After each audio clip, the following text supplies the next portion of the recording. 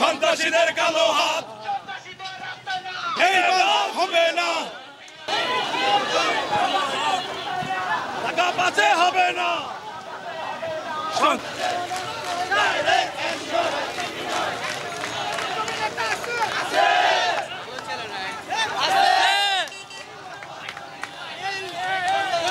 ঘন্টার মধ্যে আমাদের যাত্রাবাড়িতে যারা চাঁদাবাজি করছে, যারা মাদক ব্যবসা করছে, যারা মাদক সেবন করছে, তাদেরকে অবিলম্বে গ্রেফতার করতে হবে। অন্যথায় আমরা পরবর্তীতে আরো বড় কর্মসূচিতে যেতে বাধ্য হব। এর জন্য যাত্রাবাড়ি থানার ভারপ্রাপ্ত কর্মকর্তাকে আমি হুঁশিয়ার উচ্চারণ করে বলে দিতে চাই, 24 ঘন্টার মধ্যে তাদের বের করুন এবং তাদের গ্রেফতার করুন। অন্যথায় আমরা এই যাত্রাবাড়ি চৌরাস্তা বন্ধ করে দিতে, এই হাইওয়ে রোড বন্ধ করে দিতে বাধ্য হব।